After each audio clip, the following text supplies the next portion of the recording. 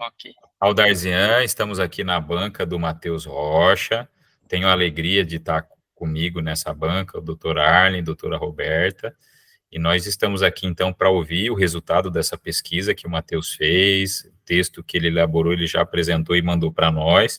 Agora é a oportunidade que ele tem para desenvolver de uma forma oral o trabalho que ele fez. Então, o Matheus está com a palavra por 20 minutos para expor suas ideias. Boa sorte aí, Matheus. Muito obrigado. Novamente, boa tarde a todos, professores e magistrados. Quero agradecer, primeiramente, só para introduzir aqui, a oportunidade de estar trazendo esse tema, estar podendo falar do projeto que nós escrevemos, e é um motivo de grande alegria para mim. Esse é um tema que eu tenho, digamos, carregado assim desde a faculdade, e nesse momento tive a oportunidade de escrever um pouco a respeito dele, né? O trabalho ele tem por título O Juiz Sem Rosto como um mecanismo de segurança jurídica. E falar desse instituto, falar desse mecanismo, dessa modalidade de julgamento é impossível sem trazer à tona o contexto, sem trazer aos senhores como que nasce, né, esse instituto, e ele vem de um histórico internacional, né? A nascência dele, ela se dá de uma maneira mais forte, digamos assim, principalmente na Colômbia, no Peru e na Itália, né? Me atentando aqui um pouco mais à Colômbia especificamente, vem ali de um período em que o narcotráfico domina com grande força, né, marcado principalmente na pessoa de Pablo Escobar, e ali ele exerce uma grande autoridade, um grande poder, uma grande influência acerca das instituições governamentais, né, seja política, seja pública, sociais.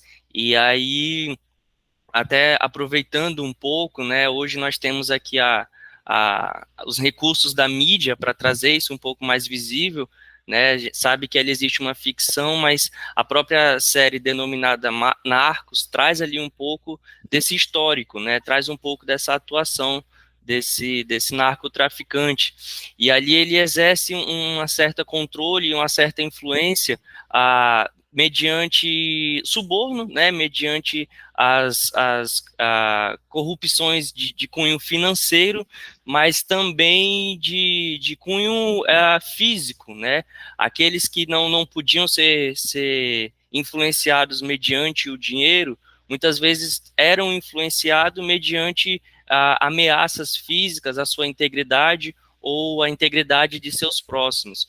E aí, visando coibir esse tipo de atuação e trazer a justiça de uma maneira mais íntegra, de uma maneira mais segura, o legislativo colombiano ele traz esse instituto chamado Instituto do Juiz Sem Rosto, que na aplicação da época era de fato cobrir o rosto do magistrado, né? A pessoa que estava ali julgando, de fato, não tinha o seu rosto evidenciado.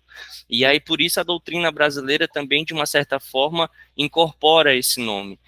No Peru, existem relatos em que julgamentos eram feitos atrás de espelhos. Então, a pessoa que estava sendo julgada estava diante de espelho e aqueles que o julgavam estavam na parte de atrás do espelho, né?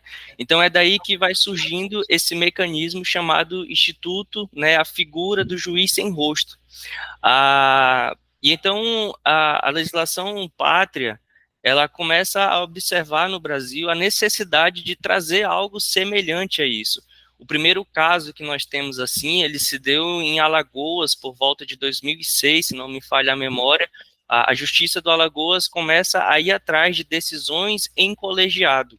O assunto chega ao STF, que entende que não havia ali uma inconstitucionalidade, e o Instituto, de fato, ele chega a ganhar força mesmo após 2011, né, quando tem um pouco antes ali tem o caso do falecimento da juíza Patrícia Acioli, em que era algo que você via que estava vendo ali uma perseguição, estava vendo ali uma ameaça contra a segurança dela, e tempos depois ela vem a óbito, né? E aí é mediante esse cenário que esse instituto ele vem para o Brasil. Só que no que diz respeito à aplicação dele no Brasil, ela não vem com essa questão de mascarar o rosto do juiz, né, de propriamente esconder a face do juiz. Apesar da doutrina utilizar essa nomenclatura, o que se tem, na verdade, é a convocação de um colegiado para as decisões em primeiro grau, de modo que as decisões ali emanadas fossem proferidas por 3 juízes, né, e aí tendo a identidade deles expostas e tudo mais, só que um voto minoritário, se houvesse, ele não era divulgado. Então, essa foi a forma em que o ordenamento pátrio encontrou para trazer essa segurança aos magistrados e zelar também pelo contexto dos demais princípios de direito penal, processual penal e até mesmo constitucional. Essa modalidade de julgamento, inicialmente, ela se dá nos crimes em que há uma organização criminosa. E aí eu creio que é necessário a gente trazer à tona do que se trata a organização criminosa, e aí eu trago um conceito bem simples, até para não me alongar no tempo, de acordo com a lei, em que a organização criminosa ela pode ser entendida como a associação de 4 ou mais pessoas, estruturada, ordenada e caracterizada pela divisão de tarefas que tem um objetivo, e essa divisão, né, só recapitulando, ela pode ser uma divisão informal e tem o objetivo de obter direta ou indiretamente vantagem de qualquer natureza mediante a prática dos crimes, né, e esses crimes eles deveriam ter pena máxima igual ou superior a 4 anos, ainda que seja de caráter transnacional. Essa modalidade de decisão, né, que nós estamos aqui trazendo à tona, ela tem algumas motivações, como eu já comentei, a primeira delas pode se entender como a integridade do juiz, e essa integridade, ela não diz respeito somente à figura dele próprio, mas a partir do momento em que existe ali a ameaça a vida de um ente seu, de um parente ou algo, né, semelhante, ali já está começando a haver os indícios que sejam a convocação desse tipo de decisão. E também ela é motivada para assegurar uma integridade da decisão. E aí eu arrisco dizer, né, no decorrer do trabalho e dessa apresentação, eu arrisco a dizer que ela também assegura uma integridade até mesmo daquele que está na figura de acusado, porque se você protege os juízes que estão ali diante da decisão, trazendo a eles a segurança de que existe uma proteção sua física, existe uma proteção com relação aos seus familiares, você está zelando pela imparcialidade daquele que está ali julgando. E eu entendo que quando a justiça promove isso, ela está promovendo, sim, uma segurança jurídica, porque eles vão poder atuar de uma maneira mais segura, aplicando de fato a lei como deve ser, sem interferências externas, e até mesmo assegurando a pessoa que está ali na figura de acusado que ele vai receber um julgamento certo, um julgamento em obediência ao devido processo legal. Eu trago à tona isso porque a organização criminosa, ela existe de uma forma assim muito grande, e a gente sabe, mediante até mesmo casos que a gente observa na Itália, como eu citei, na Colômbia, em que se a organização, aqueles que ocupam posições mais altas, entender que um precisa ser sacrificado pelo bem da organização, poderia sim, né, ter essa ameaça àqueles que estão incumbidos da decisão, para que aquele que está na posição de acusado já tivesse uma sentença prévia, digamos assim. Eu digo essa sentença prévia mediante ali a influência, né? Então, a organização criminosa, no seu histórico, ela tinha, digamos assim, esse intuito e pode-se dizer até mesmo esse poder de dizer que aquele que está ali na cadeira de acusado tanto seria inocentado ou condenado, conforme o interesse da organização criminosa.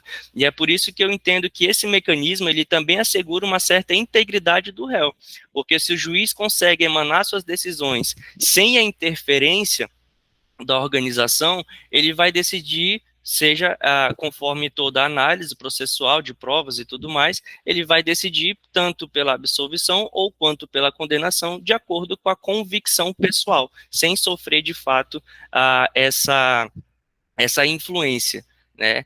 E aí, porém, esse mecanismo, ele doutrinariamente, ele encontra algumas divergências, né? E aqui é onde existe o ponto de conflito no presente trabalho. E aí eu cito, a título de apresentação, alguns desses pontos, algumas divergências, né, que a parte da doutrina entende que seria inconstitucional essa modalidade de julgamento, porque existe uma violação à identidade física do juiz.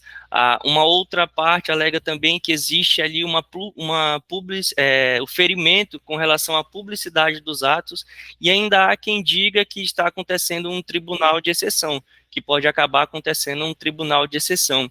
E com relação a esses argumentos, pela defesa da segurança jurídica, pela defesa da aplicação do Instituto, no trabalho eu exponho e entendo aqui, mediante a apresentação, que esses argumentos eles não prosperam, porque a modalidade utilizada no nosso ordenamento, ela consta a assinatura dos magistrados que estão envolvidos, né? Então, ali é possível entender que há, sim, o respeito à identidade física do juiz.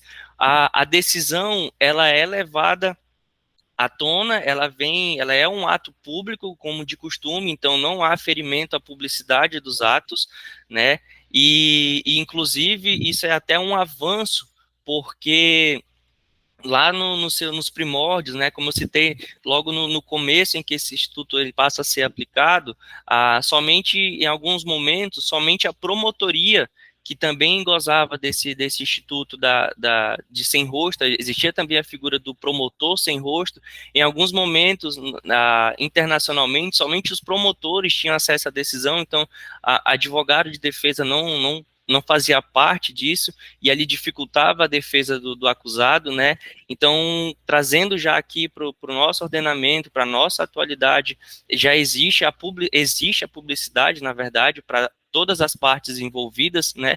E também não há que se falar em tribunal de exceção, visto que a modalidade de formação desse colegiado, ela já é algo previsto, né, e aí existe alguns critérios para ela ser instaurada, né, um deles, que é talvez o de maior importância aqui, é o juiz conseguir demonstrar esse risco à sua integridade, né, mas já existe essa previsão. Os demais que são formados o colegiado é mediante um sorteio, né, então não há ali também uma escolha pessoal ou algo do tipo, e vale ressaltar, inclusive, que não tem, assim, um momento X, né, e se no decorrer do processo existiu ali a figura dessa ameaça, existiu a figura desse possível temor físico, né, quanto à vida própria ou de seus entes e tudo mais, e aquele juiz entende que aquele próximo ato ele já não é permitido, já não se sente seguro, digamos assim, para emanar de maneira solo, então ele já pode ali fazer a convocação e entrar com os procedimentos necessários para que seja formado esse colegiado, né, que a figura desse instituto, como eu venho falando, do juiz sem rosto, o marco dele é justamente esse, não se trata de cobrir ou de tirar a identidade do juiz, mas de instaurar um colegiado que permita essa segurança. E aí, já trazendo para as considerações finais, o trabalho aponta que o Instituto é, sim, um instrumento válido e eficaz, né, quando você olha a aplicação desses elementos parecidos internacionalmente, o resultado é positivo e ele se mostra também necessário. O CNJ tem dados de inúmeros juízes que precisam de escolta armada, né, e de uma proteção forte, até enquanto eu estava preparando a apresentação, eu vi o caso de um juiz que ele já até não está mais atuando, mas o nome dele era Odilon, e o caso dele, ele teve uma atuação muito forte com relação ao contrabando, causou, né, prejuízos ao contrabando, e aí quando você vai ver a vida desse agente, o que se tem é que parece que ele que acabou sendo preso, porque a tentativa, as ameaças, tudo, o entorno ali conspirando contra a família dele, contra a vida dele, era muito forte, né? Então você vê que é algo, sim, necessário, até porque quando você fala em organização criminosa, o Brasil não é, digamos assim, dos que encabeçam esse tipo de crime, só que, mediante estudos, pesquisas em jornais e tudo mais, nós observamos que o Brasil, ele é meio que como é que eu posso dizer, ele é um bom aporte para isso. Quando você olha e identifica que é um país em que o comércio de armas ele acontece com uma certa facilidade, a abertura de contas em bancos para transações e tudo mais também acontece mediante uma facilidade. Então, nós temos os casos, como eu falei, a Colômbia, Peru, Itália, em que isso é muito forte, sim, mas o Brasil, ele merece a atenção com relação a isso, né, mediante essas situações em que eu acabei de falar. Por isso, nós entendemos que é um instituto válido, é um mecanismo eficaz, em que não há que se falar em inconstitucionalidade, e eu defendo que é, sim, um mecanismo de segurança jurídica, porque muitas vezes nós entendemos a segurança jurídica somente como manutenções de normas, né? Trazendo brevemente aqui, muitas vezes quando se fala em insegurança jurídica, vai falar sobre você não estar ali reformando a Constituição com frequência, reformando leis com frequências, mas eu entendo que você zelar pela integridade daqueles que são responsáveis por aplicar o ordenamento jurídico é sim falar em segurança jurídica também. E aí eu reforço para encerrar que a constitucionalidade dele é tão evidente que até mesmo o recente, né, já nem tão recente, mas vou chamar de recente, o pacote anticrime, trouxe a menção a essa modalidade também de julgamento, inclusive trazendo algumas outras possibilidades de aplicação, né? Existe ali a instituição de varas colegiadas nas sedes dos tribunais de justiça e dos tribunais federais. E aqui eu concluo a minha fala, acredito que seja isso, e abro a palavra para os senhores. Obrigado, Matheus. Conseguiu aí fazer a sua explanação no tempo. E agora, então, é aquele momento em que pode haver as inquirições, né? Eu e o Matheus, depois a gente vai ter uma conversa sobre eventuais ajustes no trabalho e do que for proposto aqui pela banca. Tá bom, Matheus? Agora nós vamos ver as indagações dos doutores. A Roberta sinalizou para mim que vamos respeitar a antiguidade aqui, né? Então, começar pelo doutor Arlen, com a sua vasta experiência acadêmica, para ele trazer suas contribuições, seus questionamentos ao Matheus. Doutor Arlen está com a palavra, então. Tá, o áudio tá. Grande Arlen, o áudio tá desligado. Desculpa, perdão. Voltando ao mundo virtual, né? Essa coisa que a gente mais ouvia na pandemia era ligue o microfone. Muito obrigado pelo convite, doutor Dazian. Muito obrigado essa oportunidade de estar com você também, Matheus, seu trabalho. E doutora Roberta, a senhora que é responsável pela metodologia, pode falar muito melhor dela do que eu. Eu vou falar sobre o conteúdo, tá? Veja, essa disciplina é uma disciplina interessante na medida que eu posso olhar o direito penal, especialmente no Brasil, dos países pobres, como uma ferramenta de poderes no que tange as políticas públicas. Muitas vezes as políticas públicas não são realizadas, e por não ser realizadas, o Estado acaba se valendo do direito penal para fazer de forma coercitiva a obrigação pelo particular, quando essa obrigação seria dele. E a obrigação que o Estado tem, é lógico, dar segurança aos magistrados para exercer a sua jurisdição.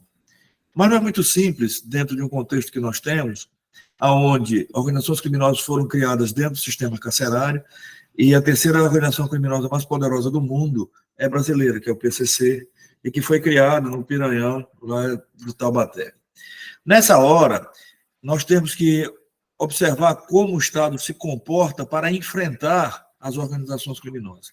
Ainda temos dificuldades imensas quanto a isso, porque a esmagadora maioria dos crimes cometidos pelas organizações criminosas são crimes transnacionais. O Brasil se obriga, através de tratados e convenções, a combater esses crimes transnacionais, mas a política de enfrentamento desses crimes, ela tem sido, de certa forma, ineficiente para que nós tenhamos condições de fazê-lo. Para você ter uma ideia, nós temos, por exemplo, um consórcio entre o Cartel de Sinaloa, a Andrôngita e o PCC, os 3 maiores cartéis do mundo, e eles funcionam muito bem aqui no Brasil. Se isso não é verdade, basta nós olharmos a situação do Porto de Santos, o maior porto da América Latina, que é dominado pelo PCC. Além de portos como o Porto do Recife, de Vitória, Itajaí, todos dominados pelo primeiro comando da capital. E a gente parece que não quer enxergar essas questões. A forma da lavagem de dinheiro, que é a grande dificuldade que os cartéis de droga têm, porque levar a droga me parece que não tem sido a maior dificuldade, mas a dificuldade é voltar com esse dinheiro e que esse dinheiro possa ficar em circulação de forma lícita. Ela tem sido, especialmente aqui no Brasil, utilizada com uma constância muito grande no que diz respeito a empreendimentos relativos a questões imobiliárias, clínicas de saúde. Aqui no estado de Rondônia, por exemplo, nós tivemos uma operação,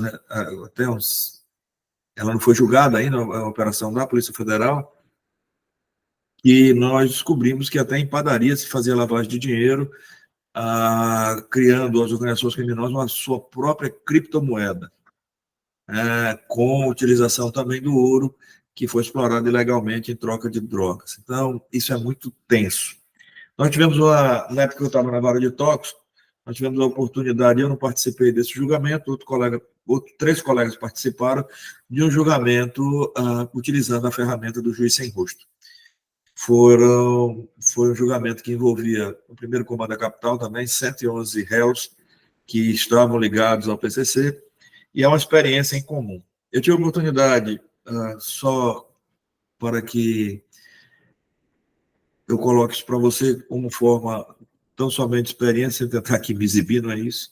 Eu fui até o Ceará, e no Ceará eles têm uma vara de crime que enfrenta o crime organizado, O Ceará tem uma facção criminosa chamada Guardião de Estado, que ela inaugura a expulsão das pessoas das casas dos condomínios, desses condomínios de baixa renda.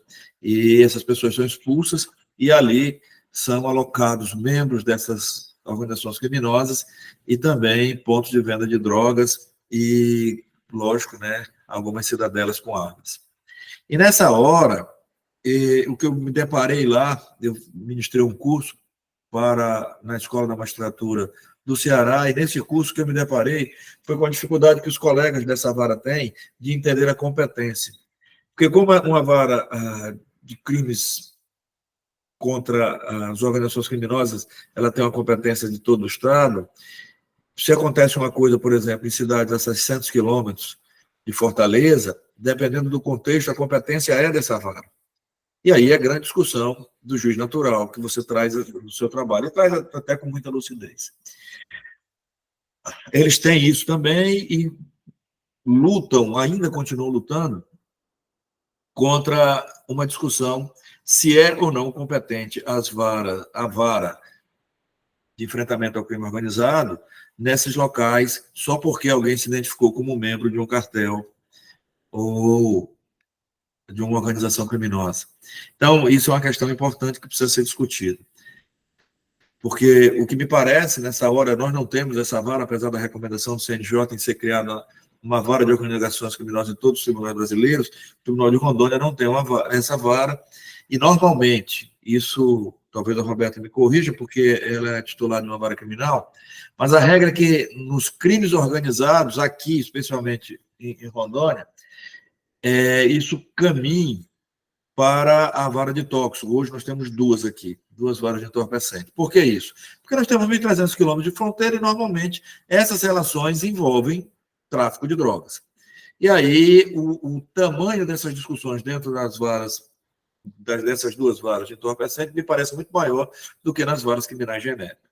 Mas é só uma impressão minha, eu estou fora há quase 2 anos da área criminal.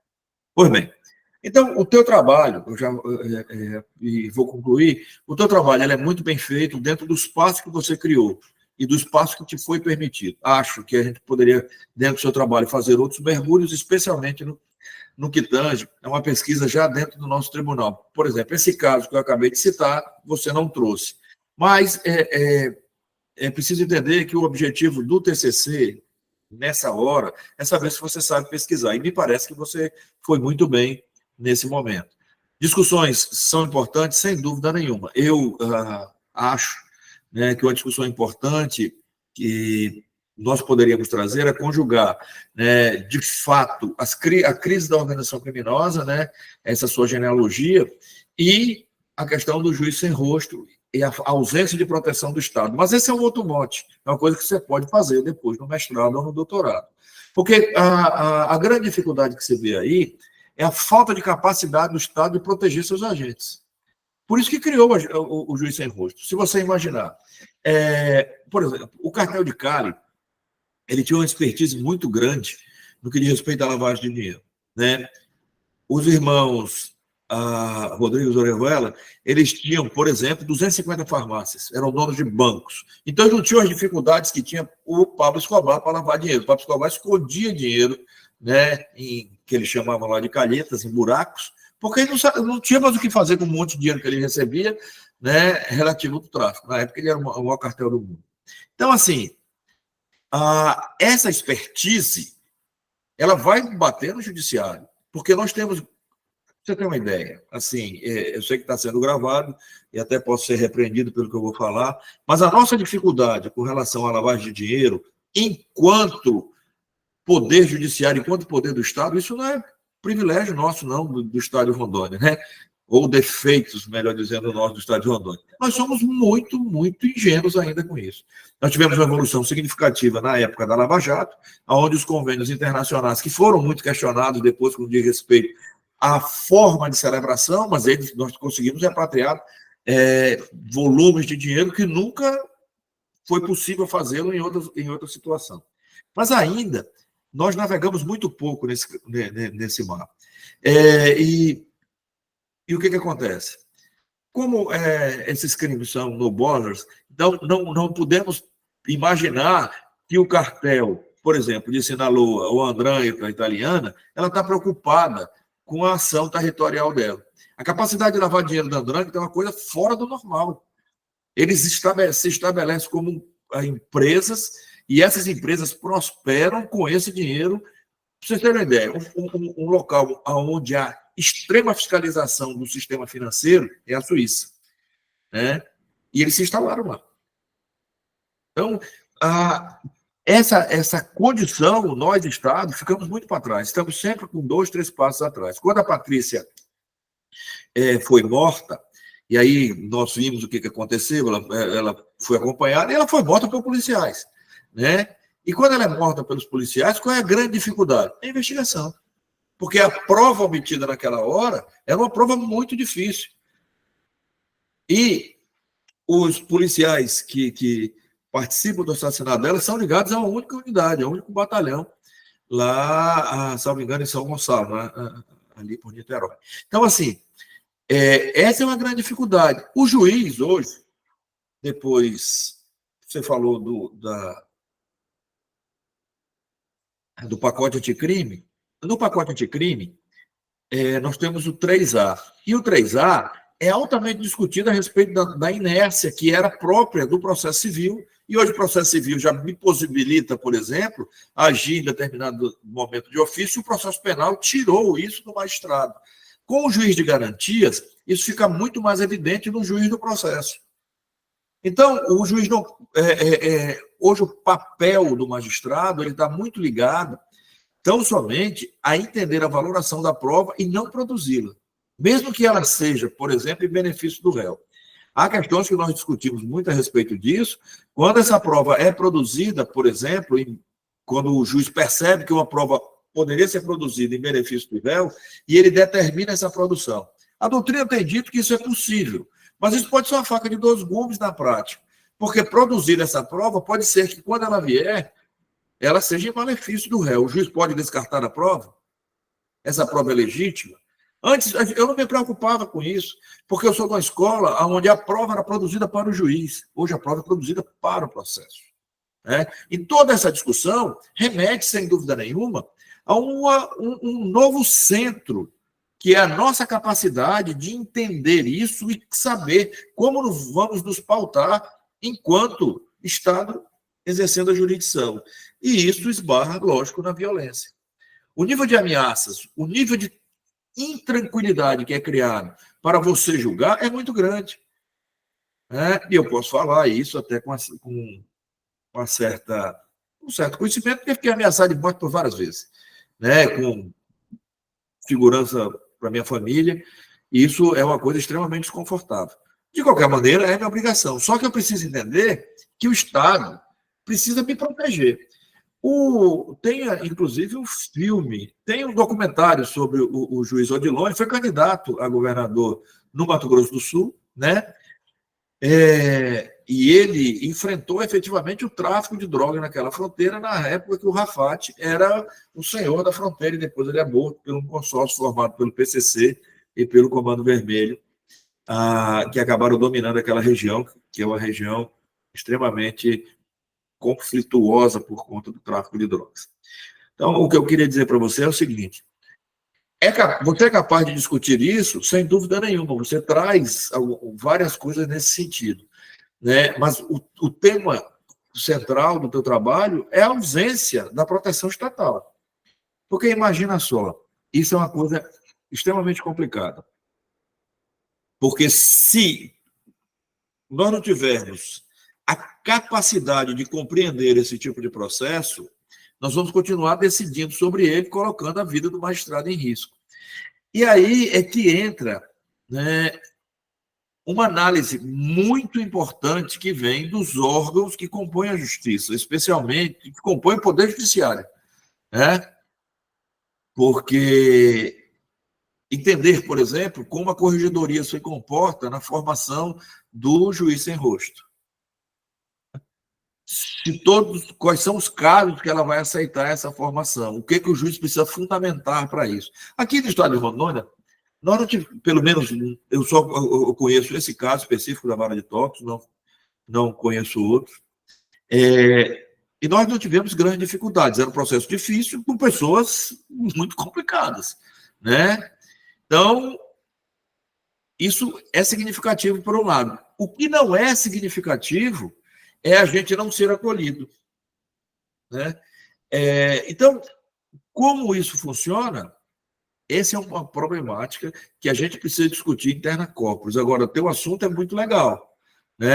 Eu acho que você pode depois, se for do seu interesse, por óbvio, aprofundar essa questão, no mestrado, no doutorado, até no pós-doc, se você tiver interesse, porque isso influencia diretamente a capacidade do Estado em prestar jurisdição. Um juiz com medo, acuado, ele realmente vai ter grandes dificuldades em fazer seu trabalho. Então, essas são as minhas considerações. Não tenho pergunta para você, eu gostei do trabalho. Apenas eu faço, assim, uma observação que você gostaria que você não me levasse a mal, mas penso que talvez fosse muito mais interessante você ter focado você está falando de juiz sem rosto, mas focado especialmente nessa ausência de proteção estatal. Mas isso é só minha opinião, você fez seu trabalho está legal, não vai comprometer o conteúdo que você nos apresentou. Parabéns, tá, Matheus? Muito obrigado, doutor Daziano, doutora Roberto. Desculpa ter me estendido, é um assunto que eu me empolgo demais, me perdoe. Imagina, não estendeu não, acho que foi uma contribuição relevantíssima, Matheus? Traz novos olhares sobre o tanto de conexões que seu trabalho tem, né? O Matheus parece que quer comentar. Pode falar. Eu só quero agradecer por essa mini aula aqui, esse mini curso, porque é sim meu desejo levar esse trabalho avante, né, discorrer mais a respeito dele, porque é um assunto que me chama muita atenção, justamente por essas questões que o senhor mencionou, né, a organização criminosa é algo que raramente ela vai se limitar a um terreno específico, a um espaço geográfico específico, né, é um alcance muito grande e tendo ali, como o senhor comentou, né, sobre essa vertente de ausência de proteção do Estado, se não houver, fica uma situação muito complicada. Eu fiquei até feliz, entre aspas, né, quando o senhor comentou sobre um caso em que o senhor participou, porque é algo assim que é tão ausente mesmo, que eu tive dificuldade para conversei com alguns colegas, inclusive, colegas dos senhores, mais precisamente, da Emeron, que não tinha tanto para falar a respeito, né, não tinha propriedade, olha, eu já participei de algo do tipo. Então, até pesquisei um pouco a operação que o senhor comentou aqui na cidade, a Operação Ganância, se não me falha a memória, que envolvia a padaria e tudo mais, então eu fiz uma pesquisa assim, mas é como o senhor comentou, é algo assim que até é pouco discutido, né, pouco falado, e pretendo sim levar avante em próximos cursos e afins. Agradeço, viu? Obrigado, Matheus. Doutora Roberta, está com a palavra. Olá, boa tarde a todos. Doutora Aldarzia, muito obrigada aí pelo convite. Doutor Arlen, meu colega,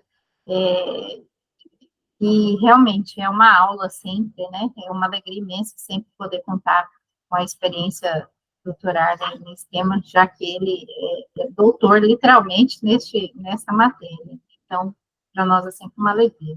Matheus, meus parabéns aí pelo seu trabalho também. Verifiquei que você, de fato, realizou as pesquisas aqui. Quando nós falamos nesse tema, é um tema palpitante para todos nós, aqui, de fato, né, eu atuo em várias criminais também, há mais de 10 anos, e a atuação de organizações criminosas é uma coisa que ela é muito, ela se modifica ali, de alguma maneira, mas sempre encontrando novas formas, nunca existe uma alteração, pelo que a gente vê, nada de muito substancial, apenas acrescendo ali novas formas de conquista de espaço, de conquistas de comércios, de novas formas de atuação, de novos ramos de atuação. E muitas vezes a gente verifica a formação de verdadeiros nichos, né? Aqui na cidade de Porto Velho, o doutor Arlen estava falando sobre essa questão da competência, do doutor Aldarzia Caio. A questão da competência entre as varas criminais genéricas e as varas de delito de tóxicos, de fato, via de regra, existe essa tendência para que essas operações, elas permaneçam, né, com as varas de delito de tóxico, mas, entretanto, hoje a gente já vive uma realidade, a gente já experimenta uma realidade diferente, existem operações nesse sentido, não em grande número, mas operações consideráveis, já em trâmite nas varas genéricas, porque nós temos questões pontuais, hoje em dia, na cidade de Porto Velho, por exemplo, nós temos uma delimitação aqui de espaço, algo pontual, nicho aqui diferente, uma certa disputa entre duas organizações rivais aqui, no contexto urbano, que atuam ali em dois locais bem específicos, né? Muito conhecidos por nós, o Orgulho do Madeira e o Residencial Morar Melhor, ali. Então, além de tudo isso, de serem organizações transnacionais, nós também vemos ali a atuação dessas organizações no ambiente urbano, na zona urbana, com a formação de nichos ali, e muitas vezes a instalação de um estado aqui de violência muito forte, de momentos de bastante tensão aqui. Então, eu vejo a atuação dessas organizações criminosas, de fato, como sempre avançando, buscando novas formas de atuação, foi mencionado farmácia, padaria, e nós avançamos aí dentro da estrutura empresarial, né, sempre em busca de novas formas aí por esses criminosos para lavagem de dinheiro. A impressão que a gente tem é essa mesmo, que a gente está sempre atrás, que a gente é muito tímido, né, e que nós temos poucos instrumentos ali, muitas vezes, para aferição de todos esses fatos. Mas aqui, traçando um horizonte sobre o seu trabalho, como eu disse, acho que você pesquisou bastante aqui, o seu trabalho está respeitando uma estrutura, alguns ajustes aqui pontuais, aqui para você, em relação à sua introdução aqui, só para fazer esse fechamento daquilo que foi pesquisado. Eu vou apontar duas coisas aqui que você falou, que você trouxe, que você abordou aqui, mas que eu não localizei no seu trabalho.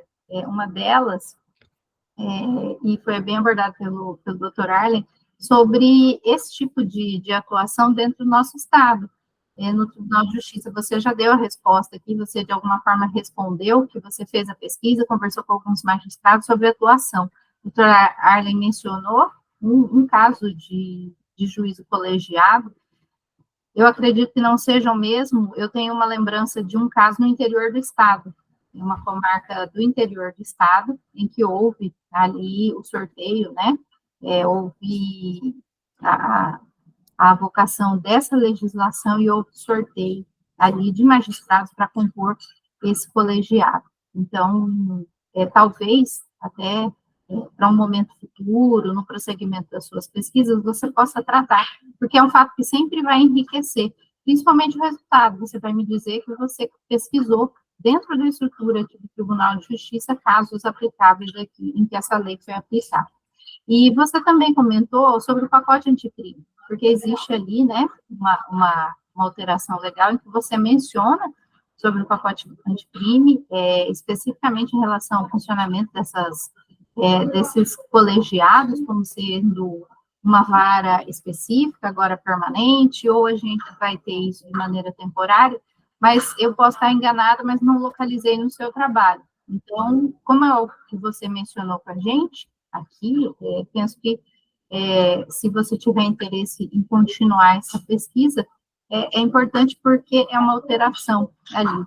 E o doutor Arlen colocou essa questão da proteção do magistrado muito bem, né? Isso é algo que nos aflige a todo tempo. Quando essa lei foi promulgada, a gente não sabia se comemorava, se preocupava ainda mais com o que poderia acontecer, mas até o resultado da sua pesquisa, ele é importante em relação a isso, né, essa pesquisa, para que a gente possa saber, será que essa lei ela foi invocada muitas vezes, são muitos casos, a instalação de varas específicas aqui de crime organizado, como é a recomendação do CNJ, ela esvazia de alguma forma a questão dessa legislação, que também foi denominada como a lei de juiz sem rosto. Então, são aspectos que, se você der continuidade à sua pesquisa, talvez você possa trazer os impactos dessas alterações legais, do pacote anticrime em relação a isso, porque existe uma diferenciação, né, ali. E essa questão da proteção do magistrado, ela sempre vai ficar aqui na garganta, porque a gente vê formas de atuação, você reúne magistrados, mas você dificilmente vê uma legislação mais específica que diga respeito à proteção efetiva, a mecanismos de proteção efetiva de magistrados, que são muitos casos aí de juízes ameaçados por todo o Brasil. No entanto, é uma regulamentação mais tímida, digamos assim. Então, eu só queria te parabenizar pelo seu trabalho e fazer essas sugestões, acaso você deseje prosseguir com a sua pesquisa, para a inclusão desses pontos que você já mencionou aqui, mas que talvez possam enriquecer aí o seu trabalho, tá bom? Parabéns, Helena. Obrigado, professora. Doutora Albercian. Obrigado, doutora Roberta. Matheus, o pessoal gostou do seu trabalho, hein? Então, já que nós tivemos já esses momentos para possível inquirição, mas ninguém quis inquirir você, significa que gostaram, né? A gente vai ter um momento agora em que a banca sai da sala para nós falarmos sobre o seu trabalho e, a partir dessa conversa, fixarmos uma nota para ela. A banca também poderá fazer sugestão de alterações para esse texto escrito. Então, vou pedir licença a você, Matheus, para a gente, então, ir para esse espaço e fazer esse debate, e depois voltamos aqui para finalizar a nossa banca. Tudo bem? Carlos, Ok, então, professor. faz para a gente, por Vai favor? aparecer um convite na tela e aí vocês podem clicar em participar e a sala temática para avaliação. Perfeito.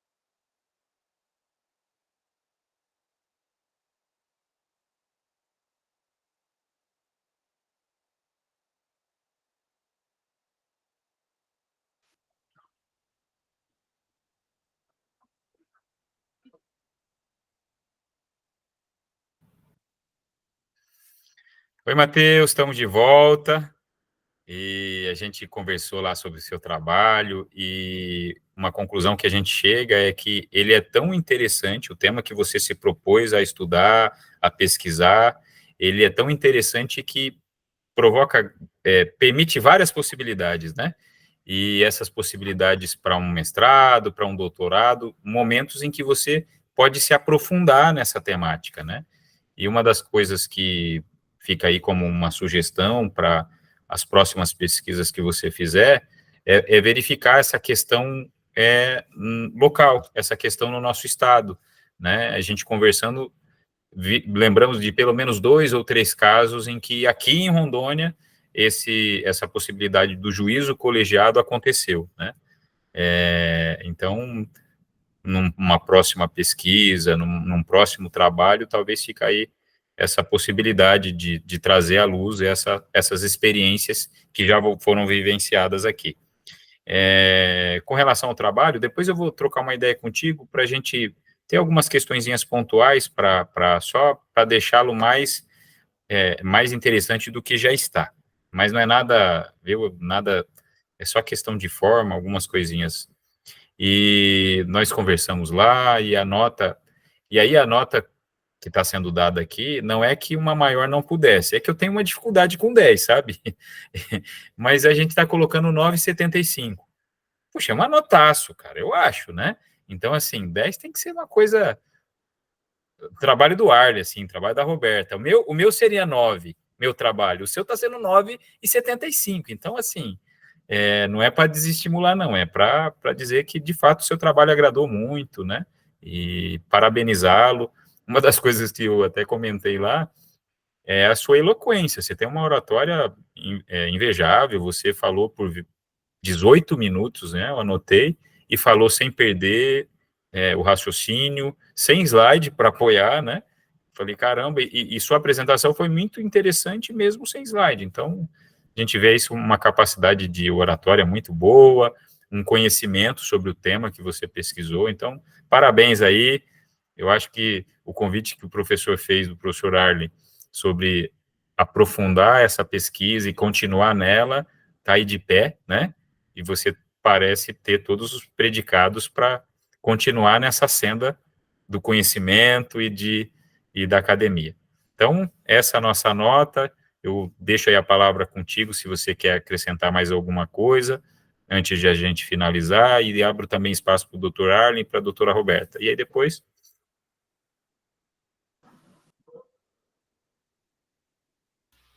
Bom, eu, assim, não tenho palavras para agradecer, de verdade, por tudo, né? Essa jornada desse curso foi muito gratificante, foi uma experiência única, né? Uma coisa assim que a gente faz ali a prova inicial com receios, né? Não tinha tanta confiança se a nota ia dar certo para entrar. Graças a Deus deu certo. Tive a alegria, né? Como eu comentei com o senhor, de o senhor ter topado esse tema, né? Me refiro aqui ao professor Dazean, porque até como eu falei, eu cheguei a comentar com alguns outros colegas, né, dos senhores e de turma e tudo, e a recepção com o tema não foi tão aberta, assim, né? É um tema de difícil pesquisa e tudo. E eu falei, realmente, eu tenho consciência disso. Só como eu falei, esse tema eu tive conhecimento dele na faculdade.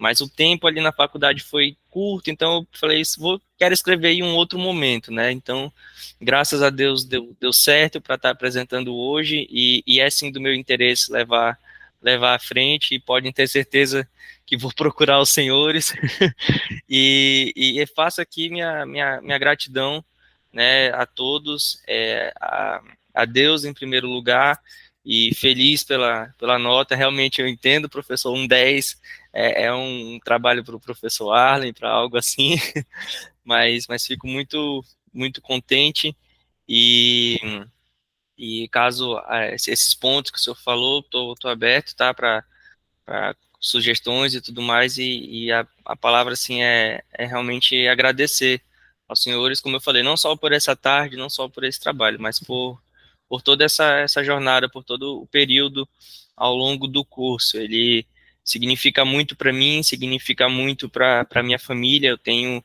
parentes que tentaram e não conseguiram, né? E aí, trazendo um pouco de um aspecto assim pessoal, eu sei que isso não diz respeito, mas venho de uma mãe doméstica do lar e um pai caminhoneiro, então chegar aqui já é uma grande vitória, e ter esse resultado final é algo que eu vou contar para eles daqui a pouquinho. Ah, pode dizer para eles e com muita alegria que você, cara, de verdade aqui, ó.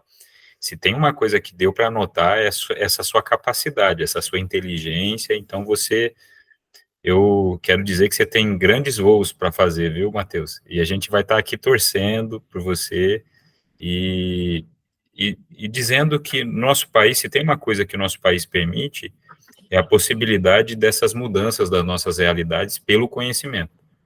Eu sou prova disso, acho que o Arlen, a Roberta, né? Quem acredita no conhecimento, ele consegue alçar voos inimagináveis fora do conhecimento. Então, por tudo que você mostrou aqui e por essa história que você quis compartilhar, eu quero deixar essa mensagem de ânimo aí para você. Eu tenho certeza que vou ver você em lugares... Porque eu vejo, cara, quem vem de onde a gente vem, a gente tem uma gana diferente, sabe, cara? Uma vontade de superar desafios. Talvez por isso você enfrentou um tema tão difícil, né? Porque você está disposto para essas coisas grandes, né? Você não se dá por vencido, e quero te ver aí, quem sabe na magistratura, em outras possibilidades, né, de carreira aí, vai ser um prazer reencontrá-lo. Doutor Ari, alguma consideração final? Agradecer o convite, doutor Daziano, doutora Roberta, Matheus em especial, de ter me aturado. Eu não consigo parar de falar, é coisa maluca, essa coisa de professor, muito doido. Mas muito obrigado por essa oportunidade. Agora, Matheus, assim, uma coisa muito legal você externa para a gente é gratidão. Tá? Nós não podemos perder isso de forma nenhuma, porque precisamos ser gratos a tudo que nos foi dado. Eu creio no ser superior, creio em Deus, e sei que eu não estou aqui por acaso, tenho uma obrigação de estar aqui. Mas agradeço muito ele por ter permitido estar aqui, de ter caminhado até aqui. E você, com certeza, nos faz ver que você é uma pessoa grata, né? E grata especialmente aos seus pais, porque são eles, na verdade, que nos possibilitaram estar onde estamos, né? Então, assim, é muito louvável a sua conduta, tá?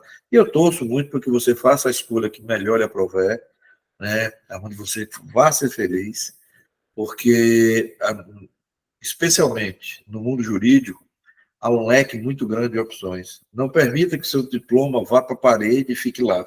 Faça com que ele ande, né? Faça com que ele consiga, né, ser, na verdade, o reflexo do seu esforço. Eu dou aula na Universidade Federal e falo muito para os meus alunos, porque eu sou também oriundo da Universidade Federal, né, de escola pública. Nós temos uma obrigação muito grande, porque é muito difícil um país como o nosso, com grandes dificuldades, e que o investimento da educação ainda é muito pequeno, a gente cursar numa universidade, especialmente pública. Então, nós precisamos devolver isso para as pessoas que estão à nossa volta, né? Muito legal o seu comportamento, sucesso, tá? Seja muito feliz. E é lógico, né? A Escola da Magistratura está aqui e você tem acesso a muitas coisas em decorrência de estar na Escola da Magistratura. E isso aqui é para sempre. Eu fui aluno da escola em 1998.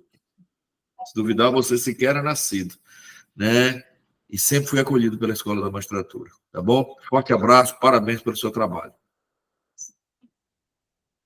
Matheus, também quero te dizer aí, te parabenizar mais uma vez, tá bem? Realmente é muito bonito, né? A gente ouvir, aquece muito o coração quando a gente ouve um aluno que compartilha um pouco da sua história e demonstra essa gratidão com os pais, porque isso é muito importante, isso importa de fato, isso nos diz de onde você vem, o que você fez com aquilo que você recebe, e também nos mostra aquilo que você pretende fazer com o conhecimento que você está adquirindo. Então, fico muito feliz por ter participado desse momento aqui, da sua aprovação, parabenizo aí novamente, né, e espero, como o doutor Arlen disse, a Escola da Magistratura ela está sempre aberta, você pode dar continuidade, inclusive, aos seus estudos como centro de pesquisa, existe espaço sempre aberto aí. Então, meus parabéns e continue aí, queremos ter notícia depois do seu mestrado, do seu doutorado. Tá bom? Um abraço grande, bons estudos.